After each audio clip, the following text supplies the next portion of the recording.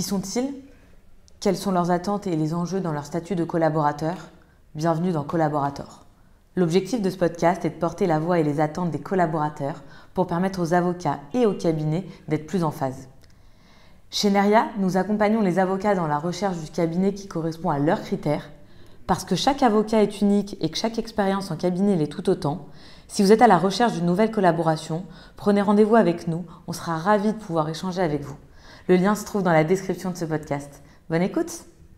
Dans cet épisode de Collaborator, je tends le micro à Laetitia Houdard, passée des cabinets d'avocats à la direction juridique en entreprise d'un assureur, un changement de cap qu'elle raconte avec beaucoup d'apprentissage.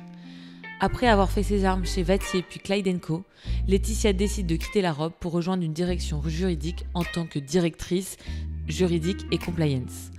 Un choix qui ne s'est pas fait sur un coup de tête, mais après notamment un poste en détachement qui a tout changé. Autre rythme, autre rapport au droit, autre posture, et une évidence qui s'impose petit à petit. Pourquoi faire ce saut? Qu'est-ce que cela change au quotidien? À quoi ressemble vraiment le rôle de directrice juridique? Et surtout, comment savoir si c'est le bon moment pour basculer? On parle aussi de la gestion des urgences, de l'équilibre vie pro et perso, les compétences à développer quand on passe du côté entreprise et des différences culturelles entre les deux mondes. Laetitia partage tout ça sans langue de bois, avec beaucoup de recul, de conseils concrets et une vraie envie de transmettre. Un épisode qui parle à tous ceux qui s'interrogent sur leur trajectoire et qui cherchent à redonner du sens à leur pratique. Bonne écoute! Laetitia, merci beaucoup d'avoir accepté l'invitation dans le podcast. Qui a été vivement et chaudement recommandée. On s'est croisés à une soirée Elle et droit pour les citer. Et Amélie, que j'ai reçue dans le podcast, m'avait vivement conseillé de te recevoir. Alors, avant de rentrer dans le détail et des raisons aussi pour lesquelles on te reçoit aujourd'hui, toujours la même question au départ. Pourquoi tu as voulu devenir avocate? Bonjour Eva. C'est une jolie question parce que souvent on entend des personnes qui disent bah voilà, j'ai voulu faire du droit parce que j'avais pas le choix ou je ne savais pas trop quoi faire. Moi, quand j'étais au collège, j'ai visité le palais de justice dans le cadre d'une sortie scolaire avec la maman d'une de mes copines qui avait mis sa robe d'avocat. Et alors là, la salle n'est pas perdue, le palais de justice sur l'île de la Cité. Je me suis dit, j'étais en troisième, donc vraiment quand même moi petite, hein, c'est le métier que je veux faire. Donc ça a vraiment été une vocation d'être avocat. Et petit à petit, évidemment, on construit. Donc, j'ai eu mon bac. Je m'inscris à la fac. Mes profs me regardaient en me disant mais la fac, t'es sûr? Ils avaient convoqué mes parents. Non, la fac, bah oui, elle doit être avocat. Et je me souviens du jour où je suis arrivée à Assas, la déception que j'ai eue. Parce que je pensais que ça y est, on allait m'apprendre à plaider, que j'allais être dans le 5e, que j'allais pas être sur le site Vaugirard, qui est encore peut-être un peu mieux que le site qui est rue d'Assas. Mais vraiment, j'avais un peu toutes ces idées dans la tête d'avocats qui plaident, etc. Donc là, premier cours de droit constitutionnel, j'ai rien compris. Je me dis, mais comment est-ce que ça va pouvoir me servir à devenir avocat? Donc petit à petit, finalement, on est jeune, hein, puis on arrive dans des grands amphithéâtres, et petit à petit, j'ai appris les matières, j'ai compris, j'ai essayé de chercher aussi quel était le parcours pour devenir avocat, que c'était pas à la fin de ses études de droit qu'il fallait passer un autre examen. Donc plutôt on le passait plus facile, entre guillemets, c'était. Donc à la fin de mon M1, j'ai passé le barreau. Et après, j'ai fait en parallèle en fait un M2 de droit des assurances et je suis rentrée à l'école du barreau. Donc c'était deux parcours assez parallèles. Et puis en fait, il y avait aussi finalement au fur et à mesure de mon parcours cet amour de l'assurance qui est arrivé. Alors je sais, ça fait bizarre, encore quelque chose un peu bizarre. Dis-nous tout. Voilà, l'assurance. À un moment, je parlais avec des professeurs de droit et je disais, je cherchais un peu ma voie. Je me disais, mais quel master je vais pouvoir faire? C'est vrai qu'on se pose la question un peu à la fin de notre 3e année de droit. Et j'aimais beaucoup le droit civil, le droit de la responsabilité, le droit des contrats, ça me passionnait. Et là, un jour, un professeur m'a dit, mais Laetitia, tu sais que l'assurance, c'est pas très connu. C'est une filière qui n'est pas du tout bouchée. Donc, est-ce que ça pourrait être hyper intéressant, toi qui aimes le droit des contrats, la responsabilité, etc. Et donc je me suis dit, bah oui, effectivement, pas bête. Donc j'ai pris la matière en M1 et puis ça m'a passionnée. Donc là encore, découverte de l'assurance, ça a coché vraiment toutes les cases de ce que j'aimais et en plus c'est très varié. On peut faire d'un droit de la construction, on va avoir vraiment des matières auxquelles on n'est pas forcément habitué. Et quand même cette base de droit des contrats, responsabilité civile, etc. Donc là, je suis rentrée en Master 2 droit des assurances avec mon barreau en poche. Et naturellement, je me suis orientée vers un cabinet qui faisait du droit des assurances. Et ma première expérience, alors je sais pas si tu veux qu'on en parle maintenant. Si, vas-y, je t'écoute avec... N'hésite pas à m'interrompre, tu vois que je dévie parce que bon, c'était il y a longtemps et tu vois, j'en parle presque avec des trémolos dans la voix, donc... et je me souviendrai, mais c'est vrai que de revenir en arrière comme ça, c'est toujours un peu émouvant, de ce premier cabinet qui m'a donné ma chance. C'était le cabinet d'un ancien bâtonnier avec qui je suis toujours en contact aujourd'hui, qui était assez réputé en assurance et qui faisait aussi d'autres matières. Donc je me souviens de ce premier entretien avec l'avocat qui est arrivé, mais oui, bon, c'est bon. Enfin, 2 questions, je me dis donc. Stressée pour tout ça. Voilà. Et je suis restée 5 ans et demi dans ce cabinet où j'ai fait du droit des assurances, beaucoup de contentieux. Et c'est vrai que et puis j'ai appris aussi à travailler sur des matières que je connaissais pas, comme des procédures collectives, droit des successions, etc. Donc c'est vrai que c'était hyper intéressant parce que il y avait autant une matière dans laquelle j'étais hyper à l'aise, donc voilà, je pouvais y aller, parce que quand on débute, on doute toujours, en fait, quand on est jeune collaborateur. Je ne savais même pas quoi faire d'une assignation que j'avais rédigée. J'avais demandé à mon co-bureau, bah, c'est bon, j'ai rédigé mon assignation, j'en fais quoi? Il m'avait regardé en me disant, bah, t'appelles un huissier. Et ouais, mais on démarre là, quoi. Donc on est encore très scolaire, etc. Et donc j'avais donc tout ce côté assurance et puis après aussi apprendre à être à l'aise dans des matières qu'on ne connaît pas. Et ça, je pense que ça a été un cadeau que l'avocat, l'associé avec lequel je travaillais m'a fait, parce que ça m'a permis d'être en dehors de ma zone de confort. Et il faisait vraiment confiance, cet associé. Et il a une vision de la profession d'avocat très libérale. Donc, c'est-à-dire qu'on peut développer ses propres clients. Alors moi, j'avais pas du tout assez confiance pour le faire à l'époque. Et on choisit la stratégie. Alors au départ, il nous accompagne un peu, mais il nous faisait confiance sur la stratégie. Il me disait, Laetitia, oui, il réalisait, c'est bon. Il arrivait toujours à mettre le point quand même sur les passages où j'étais pas sûre. Je me demandais, mais comment il arrive sur 10-15 pages à avoir le point où j'ai essayé un peu de le mettre sous le tapis. Donc ça pour moi c'est vraiment un manager qui est hyper bon, qui est hyper fort parce qu'il arrive à voir un peu les failles. Et où ça fait sens d'appuyer, quoi. Il y a peut-être d'autres failles qui sont pas très importantes. Je ne connais pas parce que j'avais pas mis l'expression exacte qu'il voulait, et donc en fait ça donne confiance parce qu'on va créer son propre style et donc on va avancer et puis c'est le fond qui compte aussi. Mais bon, c'est vrai qu'en cabinet et surtout quand on est avocat, qu'on est juriste, le fond, la forme c'est très important. Et lui, il me laissait trouver un peu ma patte sur ma manière de m'exprimer, mais en même temps, le fond du droit, quand il voyait quelque chose que j'avais loupé, il m'en parlait, et toujours avec beaucoup de bienveillance. Et c'est un avocat qui m'a énormément marqué, parce qu'il il a une vision de la déontologie très très forte.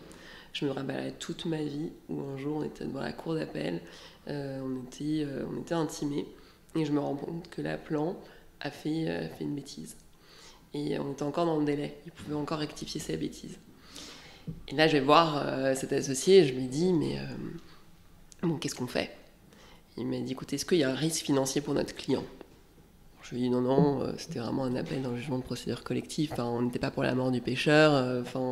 Si jamais il pouvait rester en redressement et pas être en liquidation. Il m'a dit, bon, il n'y a pas de risque financier pour notre client. Il est protégé. Appelez le confrère. Appelez-le. Et je me suis dit ce jour-là, waouh, c'est quelqu'un de bien parce qu'il y a énormément de confrères qui auraient un peu fermé les yeux. Et ça, cette déontologie, elle est très poussée. Et c'est ça qui, je trouve, dans le métier d'avocat, anime. Enfin, en tout cas m'animait quand j'étais avocat. Et je ne le remercierai jamais assez de m'avoir donné toutes ces clés pour après, il y a un moment, forcément, on prend notre envol. Donc il y avait un petit peu moins de dossiers d'assurance. Mon ancien maître de stage d'un cabinet d'avocats où je travaillais, où j'avais fait mon stage final, m'a appelé en me disant il y a une place chez moi, est-ce que ça t'intéresse? Et c'était un cabinet qui était extrêmement réputé en assurance, anglo-saxon. Donc là, ça a été hyper dur. Ça a été un choix très dur de quitter ce premier cabinet. Donc j'ai rejoint dans un deuxième temps. Et t'es resté un long moment quand même dans le premier. 5 ans et demi. 5 ans et demi. Évidemment, j'ai pleuré le jour où j'ai démissionné. Les avocats, les associés avec lesquels je travaille, m'ont dit mais Laetitia, hyper compréhensif. Et ça, c'est tellement agréable quand on démissionne, parce que c'est dur des deux côtés de démissionner, d'accepter une démission et d'aller la présenter. Ils m'ont mis tout de suite hyper à l'aise en me disant mais Laetitia, on sait, c'est la suite logique en fait, donc on est hyper content pour toi. Et ils l'ont, c'est important, je pense, et ça c'est un avocat aussi qui m'avait dit ça, de partir toujours en bons termes, parce qu'on ne sait pas qui on retrouvera plus tard. Ouais, exactement. Et ça, ils m'ont mis tout de suite à l'aise. C'était des larmes, mais d'émotions. Et puis, la transition, c'est toujours... On a encore un pied dans l'ancien cabinet, on a envie d'avancer. Et qu'est-ce qui a fait? C'était quoi le déclic? C'est quoi? C'est 5 ans et demi, on se dit c'est bon? Est-ce que justement la part de dossiers qui t'animait en assurance n'était pas assez importante? Ça se tarissait un petit peu. Et l'assurance, c'était vraiment la matière qui m'animait.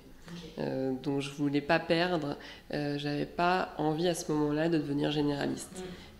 C'était pas ma façon de fonctionner. Moi j'aime bien quand je connais quand même assez bien mes matières.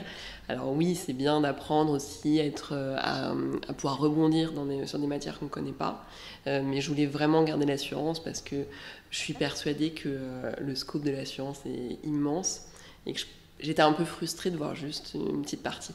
Et donc quand je suis arrivée dans ce nouveau cabinet, alors là c'était génial parce que je pouvais faire du contentieux, du conseil. Le managing partner m'avait dit Laetitia, vous choisissez ce que vous voulez faire. Vraiment un luxe total. Et je suis encore arrivée dans un cabinet, même si c'était anglo-saxon, qui était très familial. Tu t'en es rendu compte dès les entretiens, dès les premiers échanges, ou c'est quelque chose a posteriori où tu le dis? Ils avaient une très bonne réputation. L'associé que je rejoignais, je le connaissais déjà quand même bien parce qu'on avait vécu la faillite du cabinet d'avocats dans lequel on était quand j'étais en stage.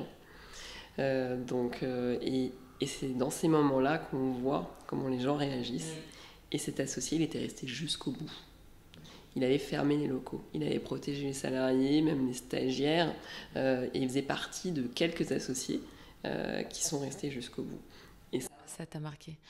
Mais on en parlait juste avant d'allumer le micro, on disait peu importe quand tu es la rencontre avec quelqu'un, donc que ce soit en stage, de fin d'études ou même avant, ou que ce soit parce qu'on a 5-10 ans d'expérience, quand il y a des expériences qui marquent, en fait c'est toujours bénéfique pour l'avenir. Et là en l'occurrence les associés, d'avoir été quelqu'un de bien il y a 5, 6, 7 ans auparavant, c'est ça qui a joué.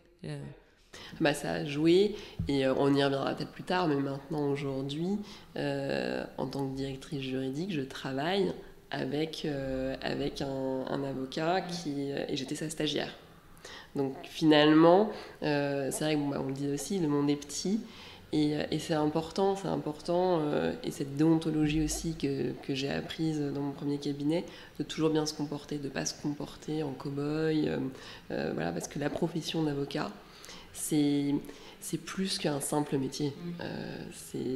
Après... Mais est-ce que tu le vois dans toutes les matières? En fait, moi, j'ai quand même l'impression, tu me dis si je me trompe ou si tu as un autre ressenti, qu'en fonction des matières, la déontologie et le fait que ce métier soit pas juste pour faire un métier, c'est une vocation, une passion à un moment donné, elle est très différente en fonction des matières. Tu vois, en pénal, en contentieux, oui. Si je caricature, en M&A ou en procédure collective, Qu'on s'appelle mon cher confrère et qu'on dise votre bien dévoué, c'est plus, elle est peut-être moins présente. Ouais, elle est moins présente, mais c'est vrai qu'après aussi, cette déontologie, quand on plaide, quand on s'échange des pièces, elle est hyper présente. Voilà, on n'avait pas rajouté dans un dossier de plaidoirie une pièce qu'on n'a pas citée au préalable, etc. Donc elle est importante aussi. Et puis c'est peut-être aussi le départ du métier d'avocat. On a tous un peu, quand on parle d'avocat, on pense au ténor du barreau. Donc oui, elle est. En tout cas, moi, du fait que j'étais en contentieux au départ, ça a été un scoop très. Oui, c'est vraiment cette distinction. En fait, tu es en relation directe avec les humains, voilà, dans la vraie vie, quoi. Alors après, même dans des négociations M&A, j'ai caricaturé. Quand même, garder une certaine déontologie, mais c'est vrai que je trouve que c'est un des rares métiers où on prête serment. Donc c'est important aussi de se dire, il y a quelque chose derrière. Ouais, de plus grand, de plus gros qui anime. Et on fait tous partie d'une même, d'un même ensemble. Ouais, non, mais c'est important de le rappeler. Si je reprends la chronologie, donc tu rejoins au bout de 5 ans et demi un deuxième cabinet qui n'a rien à voir, donc cabinet international, avec des dossiers où tu te spécialises vraiment beaucoup plus sur le droit des assurances. Tu restes 5 ans ? Oui, 5 ans, un petit peu plus de 5 ans. Donc à chaque fois, 5 ans. Ouais, assez rare pour le souligner. C'est dans cette expérience où tu fais déjà des détachements en entreprise. J'en parle, ça va expliquer peut-être aussi les prémices de ton souhait de devenir derrière directrice juridique. Comment ça s'organise ? Est-ce que ça se demande un détachement ? Est-ce qu'on te le propose ? Ça nous tombe dessus. Je me souviens, je suis arrivée début 2018 dans ce cabinet. 2 mois plus tard, un associé avec qui je ne travaillais pas vient me voir, me dit: Laetitia, écoute, il y a un détachement dans une compagnie d'assurance. Tu vas le faire en binôme avec une autre collaboratrice du cabinet. Je l'ai regardé. Je lui ai dit: mais vous êtes fou ? Vous êtes complètement fou de m'envoyer chez le client. Vous ne me connaissez pas, vous ne savez pas si ça se trouve, je vais faire 25 000 bourdes. Je me suis dit, mais ils sont tarés. Ouais, ils sont tarés. Et là, cet avocat m'a dit: non, mais j'ai une confiance aveugle. Je sais que ça va très bien se passer. Je me suis dit: mais comment en 2 mois, alors que je ne travaille pas avec lui, il sait. Et ça a été une expérience, et je le remercie aussi parce que ça a été une super expérience. Alors au début ça fait vraiment peur parce que moi je connaissais pas du tout le monde de l'entreprise. En plus on est chez un client, donc on se dit on est à nu quoi. Oh là là, donc il faut quand même montrer qu'on sait. Je me souviens au départ je posais certaines questions et l'avocate avec qui j'étais en binôme m'avait dit: non mais Laetitia, tu peux pas poser ce genre de questions. J'ai dit: oui mais bon, en même temps il faut savoir poser des questions aussi. Donc, et la personne avec qui j'avais posé des questions m'a dit: bah écoute, non en fait on se la pose tout le temps. Donc bon, ça va ouf. Mais c'est vrai que du coup on n'ose pas, on marche un peu sur des œufs. Mais je suis arrivée dans une compagnie d'assurance qui était très bienveillante, avec des équipes qui connaissaient très bien le cabinet dans lequel j'étais. Et donc ça a été assez facilitateur parce que quand il y a une aussi bonne relation, un aussi bon intuitu personné avec le cabinet et l'entreprise, on n'est pas dans un milieu hostile. Et en général, ils sont quand même, l'entreprise est assez contente de nous voir arriver parce qu'il y avait une personne en moins, donc on est quand même vraiment donné un coup de main. Donc, ce qui est compliqué quand on est en détachement, c'est d'arriver à concilier, parce qu'on a encore un peu les dossiers du cabinet qui peuvent continuer en parallèle, parce que j'étais pas tous les jours dans la compagnie. Et en même temps, son travail au sein du détachement. Après, ce qui a été hyper intéressant, c'est que ça m'a mis le premier pied à l'étrier. Pour savoir comment fonctionnait une entreprise, qu'il y a beaucoup de métiers différents, qu'on n'est pas avec des juristes toute la journée. Donc ça, c'est vraiment ce premier pied à l'étrier. Ouais, quand tu reviens en cabinet, j'imagine que tu as une expertise au-delà du fond juridique, mais avec cette compréhension des autres métiers ou de comment fonctionne une entreprise, où tu vas peut-être plus droit au but dans ton métier d'avocat au quotidien. C'est ça, et puis surtout parce qu'on est tellement, quand on est de l'autre côté et qu'on reçoit des mails qui font 15 pages, on n'a pas le temps de les analyser parce qu'il va y avoir, parce qu'on est sur beaucoup de sujets en même temps. C'est là où on se met souvent à la place du client, une fois qu'on retourne côté cabinet. Ok. Donc là, t'es dans ce cabinet-là, je vais dire petit détachement. Tu y restes, tu reviens, tu restes 5 ans et demi, mais aujourd'hui, à l'heure où on se parle, tu es depuis une grosse année en direction, enfin dans une compagnie d'assurance à la direction juridique. Qu'est-ce qui s'est passé? Renversement de situation. Bon, j'ai toujours ma robe dans mon placard. En fait, et tu le mentionnais très bien, le détachement, ça a été un peu le premier prix à l'étrier parce que quand on est avocat, on se pose toujours la question à un moment, et je pense qu'on peut se la poser au bout de 5 ans d'expérience, au bout de 10 ans d'expérience, etc., de la suite. Et avant que je me pose réellement la question, c'est vrai que quand on est avocat, on est assez chassé finalement, parce que j'imagine qu'un profil avocat, on se dit bon, il va être efficace, il va être machin, etc. Donc pour aller en entreprise. Donc j'avais, à la suite de ce détachement, peut-être 1 an ou 2 ans après, j'ai commencé à être un peu à l'écoute du marché, en tout cas de répondre aux sollicitations et de passer quelques entretiens, mais j'ai jamais osé franchir le pas d'aller en entreprise. Donc c'était des postes pour être juriste, donc dans de belles compagnies d'assurance, mais j'étais pas prête. Je me disais non, je sens que j'ai encore quelque chose à faire dans le cabinet où je suis. Je suis pas encore prête à raccrocher la robe parce qu'en plus, comme on l'a dit au début, je pense que tu l'as compris, être avocat pour moi c'était vraiment une vocation. Donc j'étais pas prête. Voilà, exactement. Et puis que je me dise, bon, j'ai peut-être un peu fait le tour aussi. Donc voilà, donc je n'étais vraiment pas prête. Mais finalement, en regardant un peu en arrière, dans le rétroviseur, je me dis, toutes ces étapes m'ont permis de préparer cette étape, parce que c'est une grosse étape dans sa carrière. Et un jour, il y a eu un poste le poste donc, de directeur juridique et conformité qui s'est libéré au sein de la compagnie où je suis aujourd'hui. Et je me suis dit, bon, c'est quand même un beau poste, il n'y en a pas beaucoup qui se libèrent, c'est une très belle opportunité. Je suis pile poil à 11 ans de carrière et souvent on dit qu'il ne faut pas dépasser les 12-13 ans parce qu'après, voilà, on change moins facilement. Donc j'étais vraiment à cette limite, à 1 ou 2 ans près pour changer. C'était un très beau poste. Il y avait plein d'opportunités en même temps qui se présentaient aussi bien côté avocat et aussi dans d'autres entreprises. Alors là, c'était la panique à bord. Le choix du roi. Le choix du roi, mais en même temps, quand on est vraiment... Alors avec le recul, on se dit oui, c'était génial d'avoir ce choix. Mais sur le coup, je l'ai hyper mal vécu.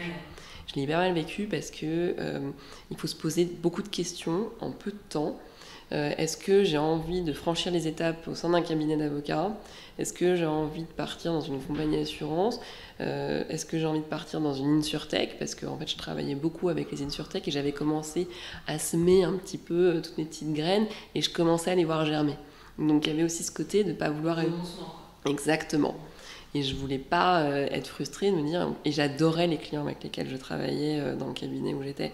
Donc on avait développé un intuitu personnel avec les clients hyper fort, surtout les insurtech. En fait, bon, voilà, on avait tous le même âge, ça va vite, c'était passionnant parce que c'était en plein essor. Donc ce moment charnière, je sais pas pourquoi, mais vraiment, là je me suis dit, il y a quelque chose qui se passe. Ouais. Donc il faut faire un choix. Et j'ai beaucoup interrogé. J'ai interrogé des personnes qui avaient fait ce saut en entreprise, qui étaient des anciens avocats, des non-avocats aussi, qui étaient déjà en entreprise, qui travaillaient comme juristes ou même absolument pas des juristes. Et c'est assez marrant parce que mon mari, ça a été le premier à me soutenir. Il m'a toujours dit, il faut que tu prennes ce poste dès le départ à la direction juridique et conformité, il faut que tu le prennes. Je ne l'ai pas écouté tout de suite. Alors, il m'en parle évidemment encore aujourd'hui en me disant, tu vois, moi depuis le début, donc t'as dérangé 50 personnes pour faire ton choix. Moi depuis le début, je te disais, donc il m'en parle encore, mais ça a été mon premier soutien. Et je pense que sans son soutien, il m'a dit, écoute, si tu le fais, ça va être dur pendant 1 an et demi, mais je suis là, je te soutiens. Et ça, c'est inestimable en fait d'avoir ce soutien de sa famille. Et toutes les personnes avec qui j'ai parlé m'ont dit oui, en tout cas ceux qui avaient fait le changement, c'est génial, c'est dur et c'est génial. Donc petit à petit, l'idée a germé et surtout j'ai réalisé que je me voyais pas, en tout cas pour le moment, franchir les étapes, cancel, associé. sans avoir fait autre chose, en fait. J'avais peur de me retrouver un jour associée, c'est génial d'être associée d'un cabinet d'avocat, c'est un très beau métier, mais j'avais peur qu'il me manque quelque chose. Je voulais vraiment rajouter une corde à mon arc. Est-ce que, avant de prendre ce poste, tu avais une clientèle perso où tu t'es dit, justement, c'est aussi ça un des enjeux de se dire, en fait, je pars, je ne sais pas si un jour je reviens, j'arriverai à la reconstituer. Est-ce que c'était pas un des enjeux à ce stade? Est-ce qu'il y avait aussi l'idée de se dire, en fait, dans le cabinet dans lequel je suis aujourd'hui, avec la configuration, il n'y a pas forcément la place que moi j'ai envie de prendre. Est-ce que c'est aussi ces enjeux-là qui rentrent dans la balance quand tu fais ton choix? Alors ça, c'est pas tellement rentré parce que j'avais pas de clients perso. Par contre, j'avais un très fort intuitu personné avec les clients. Parce que l'associé avec qui je travaillais avait été vraiment génial parce qu'il m'avait laissé développer toute cette partie InsurTech et pendant que, finalement, quand on veut faire que son équipe grossisse, etc., c'est un peu comme ça, c'est chacun développe. Et ça, c'est un des conseils que les avocats dans ce deuxième cabinet m'ont toujours donné. Développe ta propre spécialité au sein de l'assurance, que tu sois un peu la référente pour pas, déjà, manger sur les plates-bandes des autres, ce qui est assez, instinct de survie, mais en plus d'être la référente pour pouvoir rajouter une corde à l'arc finalement du cabinet. Et donc il m'avait laissé cette voie et qui me passionnait. Donc finalement, c'était pas des clients perso, mais les abandonner, oui. Et puis il y a une cliente, le jour où je lui ai dit que je partais, elle s'est mise à pleurer. Elle s'est mise à pleurer. Et en fait, ça m'a énormément touchée. Moi aussi, j'avais envie de pleurer. Tu vas dire que du coup, je pleurais à chaque fois. Mais c'est vrai qu'à chaque démission, j'ai pleuré. Puis bon, voilà, c'est parfois un peu émotive, mais c'est vrai que c'était et puis je l'adorais. On a passé mais des heures et des heures à travailler sur des dossiers. On n'en pouvait plus, puis on se soutenait l'une l'autre. T'avais vraiment... Oui, ça va au-delà du côté purement exactement professionnel, où on est non, là c'est les heures de bureau, je peux répondre, là je réponds pas. Non, c'était vraiment donc oui, ça a été dur de les laisser, très très dur. Et surtout que je trouvais que toutes les matières, tout ce que je faisais avec eux était passionnant. Donc ça a beaucoup pesé dans la balance. Et après, je pense que oui, j'aurais eu des voies d'évolution dans le cabinet où j'étais, ou même avec d'autres associés. Donc ça a beaucoup pesé dans la balance. Donc c'est vraiment mon propre choix de me dire, est-ce que je veux suivre cette voie-là, ou est-ce que finalement, en fait, j'ai vite réalisé, quand je passais les entretiens pour les entreprises d'assurance, que passer en entreprise, ça ouvre un scope encore plus grand. Finalement, c'est pas rajouter juste une seule corde à son arc, c'est de se dire, si je passe dans une direction juridique, derrière, peut-être que si je veux faire un peu de business, c'est possible parce que je vais avoir une vision de l'entreprise. Si je veux travailler peut-être dans une équipe de risk management qui est hors compagnie d'assurance, donc dans une entreprise, dans une grosse entreprise, etc. Donc dans le département risque et assurance, c'est possible. Je trouve que ça m'ouvrait beaucoup plus de voies et surtout l'énorme matelas confort, etc. C'est de se dire, mais si je me trompe, je reviens. Ouais, c'est ça qui est génial dans ce métier. Voilà, finalement, si on raccroche la robe, mais on peut la remettre. Ouais. Et ça a été, à mon avis, le déclencheur. Bon, je teste, je sors de ma zone de confort, ce qui m'était pas arrivé depuis 5 ans et demi. Et même le changement de cabinet, ça restait une petite sortie de zone de confort. Mais là, voilà, je fais le changement. Et concrètement, quand on va dans une entreprise sur le rôle que tu as, évidemment, tu es en charge de toute la partie juridique, mais ton travail, il est multicasquette. Qu'est-ce qui change ? Tout. Et ça, je l'avais pas assez anticipé. Donc, c'est plus du tout la même façon de fonctionner. Et c'est une nouvelle passion d'arriver en entreprise. C'est incroyable parce qu'on ne s'ennuie jamais. Et quand on est avocat, c'est vrai qu'on a peut-être moins une vision 360 degrés d'un projet. On va être plus dans la recherche, dans l'analyse, dans la technicité. Et parfois, c'est vrai que j'étais un peu frustrée parce qu'il y avait mon mémo, ma note, le contrat que j'avais revu, etc. Mais je ne savais pas comment concrètement. Voilà, exactement. Et là, on voit tous les projets de A à Z. Et surtout, on va se rendre compte que ça n'existe pas dans un monde parfait, oui, mais moi je comprenais pas quand j'étais côté avocat pourquoi de temps en temps mes clients qui étaient dans cette direction juridique me disaient non, ça passera pas, c'est pas possible. Je ne comprenais pas pourquoi les positions qu'on donnait, ça tiquait un peu. Et alors là, je l'ai compris tout de suite, parce que en fait, il va avoir les équipes, l'opérationnel, on va nous dire non mais attendez, là ce que vous demandez c'est très bien, on a envie de le faire, mais ça va nous coûter X millions d'euros, donc on peut pas le faire, donc il faut trouver une autre solution. En fait, il faut être hyper agile, et ça on le développe en cabinet d'avocat, cette agilité, mais il faut mettre en application cette agilité pour pouvoir trouver des solutions.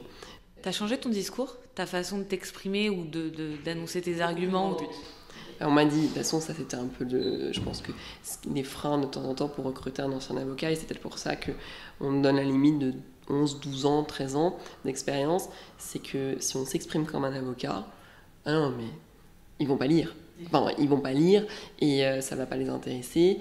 Donc c'est toujours droit au but, mais en même temps, il faut que ce soit argumenté. Et aussi, ce qui est très important, c'est de pas dire un non comme ça, ou un oui comme ça. C'est trouver un peu ce juste équilibre en disant bon bah là c'est pas possible pour telle raison, donc en résumé, mais voilà une solution. Oui là c'est possible, mais quand mais orienter solution toujours toujours parce que il faut que le business avance, il faut que voilà que les équipes puissent avancer et il faut être là, enfin faut aider, il faut être aussi dans la prévention plus que dans guérir. Voilà. Et est-ce que fonction juridique, c'est une fonction qui au départ est support, ça peut être frustrant, ça peut être même agaçant parce que en fait on vient te voir pour solutionner un problème, mais tu es forcément là pour mettre les garde-fous, etc. Est-ce que tu as eu une ambition de justement transformer un peu ce rôle-là et devenir, je sais qu'on en avait discuté, mais un peu aussi un partenaire business pour l'entreprise, et c'est, je pense, la position que tu peux adopter qui va permettre de faire changer aussi l'état d'esprit sur le juridique, qu'on n'ait pas peur de venir toquer à la porte là-dessus. Comment on arrive à être stratège justement Ah, ça c'est une bonne question, et je pense que c'est vraiment le prérequis. Et quand j'ai passé mes entretiens en entreprise, que ce soit celle où je suis aujourd'hui ou d'autres, on m'a dit vraiment il faut être business partner. Ce qui de temps en temps peut être un peu paradoxal quand on est, ce que tu disais, quand on est juriste, parce qu'on est là pour mettre des garde-fous. Mais il faut toujours... En fait, je pense qu'il ne faut pas faire d'excès de zèle. Les garde-fous, ils sont là, mais on est là en fait pour connaître tellement bien la loi qu'on sait où est le risque. Moi, mon rôle, c'est d'attirer l'attention en disant, bah, là, le risque, il est là. Voilà ce que... Enfin, il s'identifie comme ça. Voilà matériellement ce qui peut arriver. Donc, est-ce qu'on y va, est-ce qu'on n'y va pas, mais amener cette discussion qu'au moins on ne fonce pas droit dans le mur et en n'ayant pas eu une solution alternative et sans savoir, bah, on ne fonce pas droit dans le mur heureusement, mais donc je grossis un peu le trait, mais c'est de se dire voilà quels sont les risques, qu'est-ce qu'on prend comme risque, et de plus en plus aussi. Je pense que la pédagogie est très importante. En fait, ce qui est assez marquant quand on arrive en entreprise, c'est qu'on ne parle pas la même langue. Moi, j'avais l'impression d'être un interprète d'une langue que je ne comprenais pas. Parce que quand on est côté cabinet d'avocat, on travaille avec des directions juridiques les 3/4 du temps, surtout quand on travaille avec des entreprises, etc. Donc, les personnes avec qui on travaille parlent la même langue, nous. Ce sont des juristes. Quand on arrive en entreprise, il n'y a pas de juriste. Enfin, sauf son équipe, mais... Et le droit, ça peut être... Enfin, nous, on en fait tous les jours, donc pour nous, ça nous paraît hyper clair, mais de temps en temps, même quand on lit un article sur Légifrance, même moi, de temps en temps, je le lis 4 fois. Donc, c'est d'avoir ce rôle d'interprète. Mais pour pouvoir bien interpréter, il faut parler la même langue. Et pour parler la même langue, il faut comprendre les métiers. Il faut comprendre ce que les personnes avec qui on travaille, donc tous les salariés, finalement, de l'entreprise, ce qu'ils font. Et c'est pas juste un seul métier, parce que chacun a sa propre spécificité, etc. Donc c'est de prendre le temps, si on l'a, ou en tout cas, il faut vraiment le comprendre, d'apprendre les métiers, quelles sont les contraintes aussi. Il y a des contraintes, on parle beaucoup de contraintes informatiques, de contraintes aussi parce que il faut à la fin de l'année faire son chiffre, de contraintes parce qu'il faut quand même qu'il y ait tout, je reviens à l'informatique, mais la sécurité informatique, la protection des données, etc. De comprendre toutes les contraintes pour pouvoir et de comprendre le métier. Ça, c'est hyper important parce qu'on ne peut pas donner un conseil qui va être éclairé et on tombera à côté de la plaque en fait si on ne comprend pas pourquoi cette personne a besoin de nous et comment on peut traduire finalement sa question en termes juridiques. Parce que parfois finalement il n'y a pas forcément de problématique juridique derrière, mais c'est vrai que souvent le département juridique, quand on ne comprend pas, ça arrive chez nous. Et ça revient à quelque chose qu'on s'était dit la dernière fois, et c'est une question que je voulais te poser.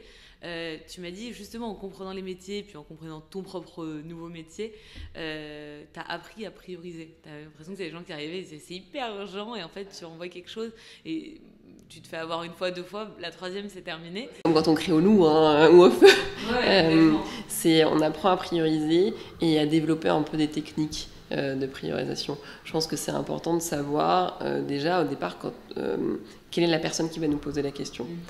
Parce que si c'est monté, si ça a été un peu escaladé, c'est qu'a priori la problématique est vraiment importante.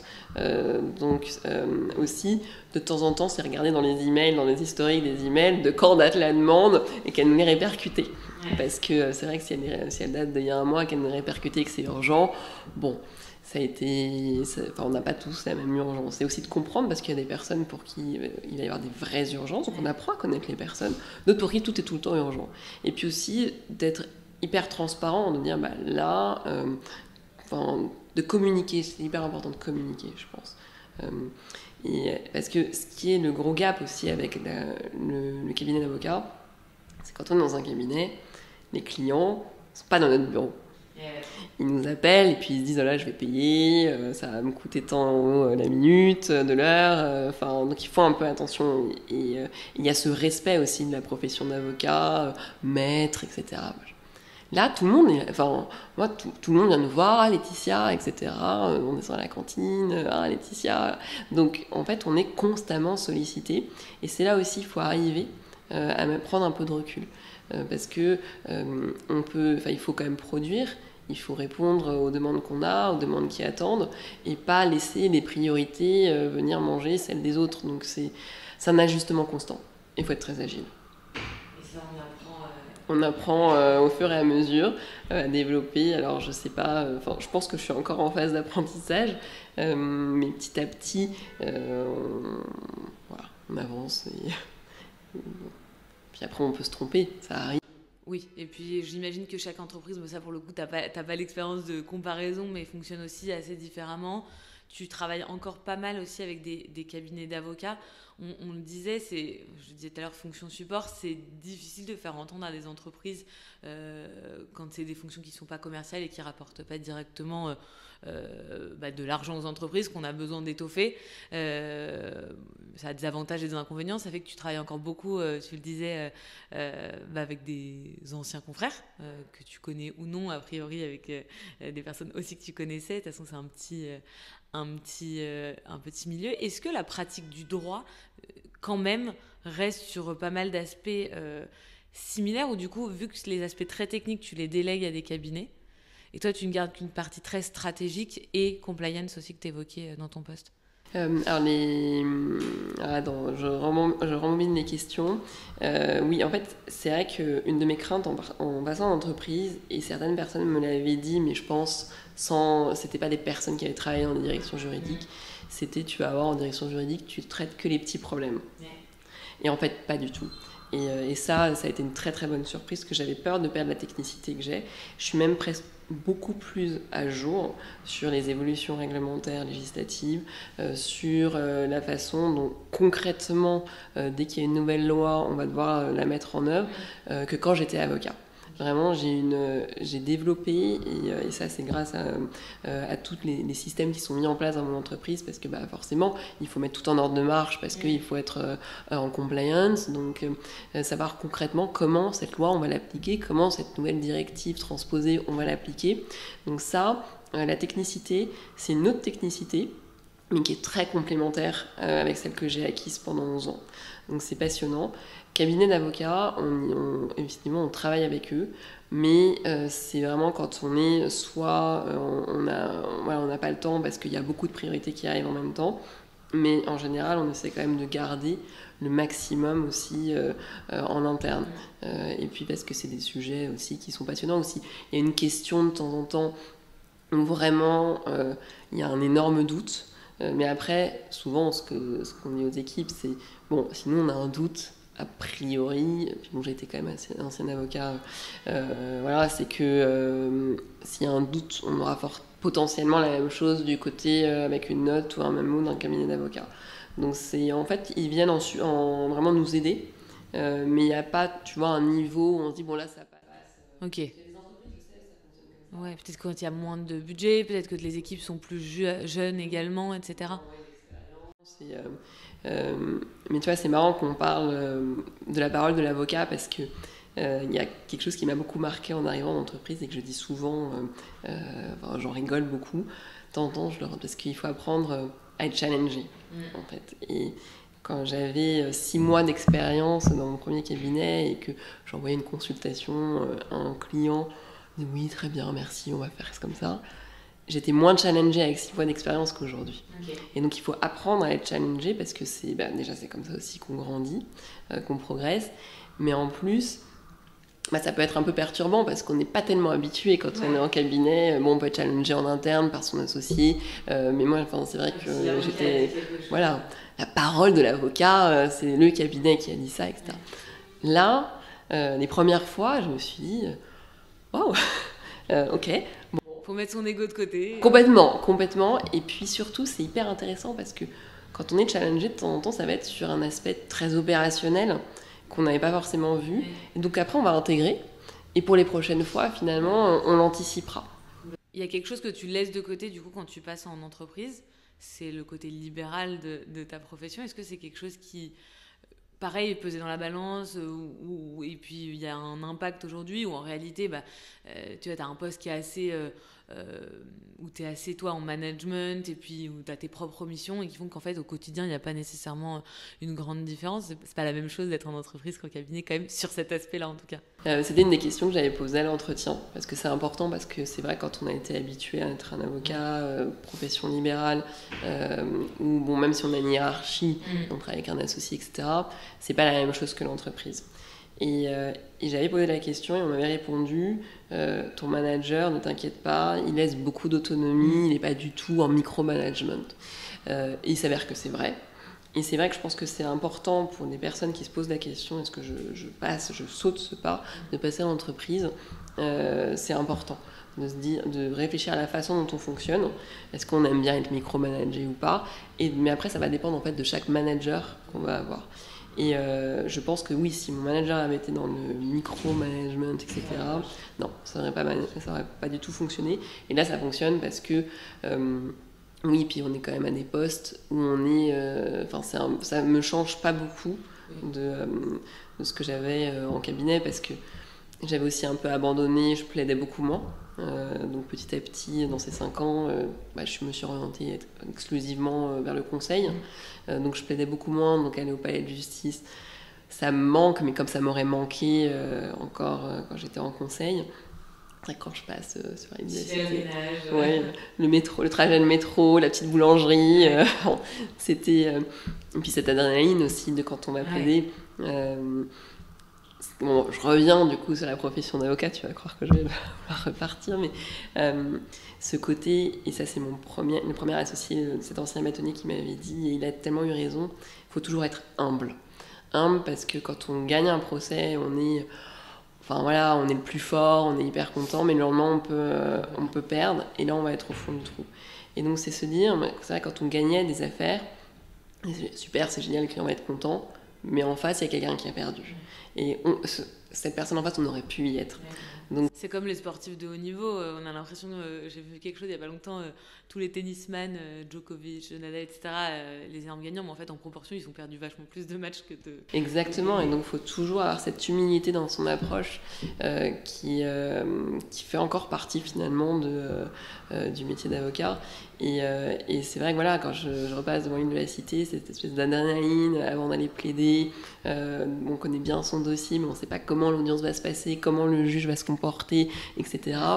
De temps en temps, ou en sortie d'audience, quand on est content, avec le confrère, boire un petit café, etc. C'est des choses... Alors là, on prend des cafés avec des collègues, mais c'est un peu différent.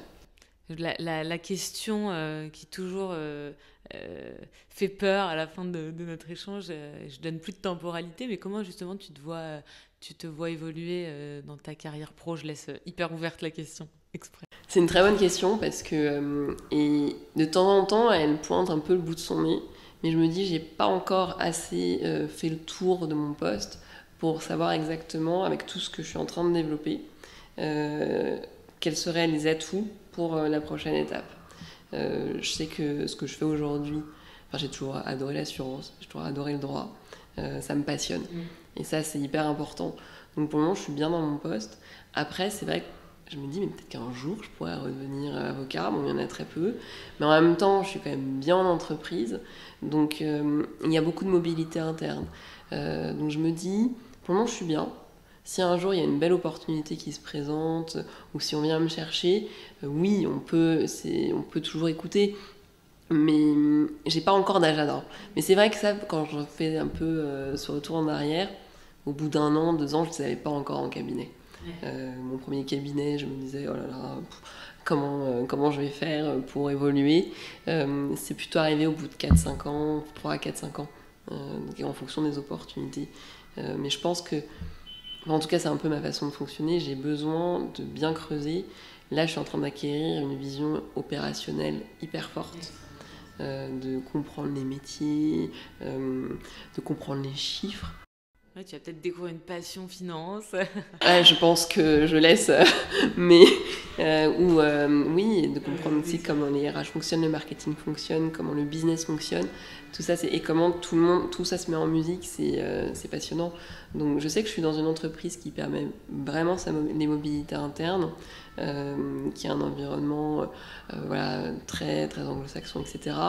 Donc bon, peut-être qu'un jour, quelque chose se présentera. Et là, je referai avec mon mari qui me dira, je t'avais dit depuis le début qu'il fallait y aller. Mais pour le moment, je sais pas, là, je suis bien. Mais ça fait plaisir à entendre. On a entendu de la passion pour le métier et pour l'assurance. Et d'être bien dans l'entreprise. Moi, j'ai hâte de voir la suite. Je vois que le chemin, il est très... a posteriori limpide et 5 ans dans un cabinet, alors je sais pas quelle taille faisait le premier cabinet, mais derrière tu évolues dans une structure plus grosse et en fait tu es aussi beaucoup plus visible auprès des entreprises avec lesquelles tu travailles, et tout ça arrive pas par hasard. En réalité, tu as dû le provoquer aussi consciemment ou inconsciemment, parce que t'es pas la seule qui a 10 ou 11 ans d'expérience et tout le monde n'a pas nécessairement toujours les opportunités. C'est de la curiosité aussi sur les autres métiers, quoi. C'est ça qui est chouette. J'ai hâte de voir du coup où tu seras dans 5 ans. Moi aussi. Et, alors maintenant, c'est une nouvelle personne avec qui je travaille qui me dit toujours il faut sortir de sa zone de confort. Et il a raison. Au début, quand je suis arrivée là où je suis arrivée, j'avais l'impression d'être un petit poisson rouge en dehors de son bocal, qu'on arrosait avec un petit peu d'eau quand même pour survivre. Maintenant, je suis de retour dans mon bocal. Mais je suis pas encore dans ma zone de confort totalement. Mais t'es dans la marge de progression exponentielle, quoi. Bon, écoute, hâte de suivre tout ça. Merci beaucoup. Merci Eva de m'avoir reçue. Et on suit les 5 prochaines années alors. C'est la fin de l'épisode du jour. J'espère qu'il vous a plu. Vous pouvez découvrir nos contenus, podcasts et articles directement sur le site www.neria-recrutement.fr. Et si certains sujets vous intéressent particulièrement ou que vous souhaitez entendre certains avocats en priorité, n'hésitez pas à nous le dire en commentaire. À très vite!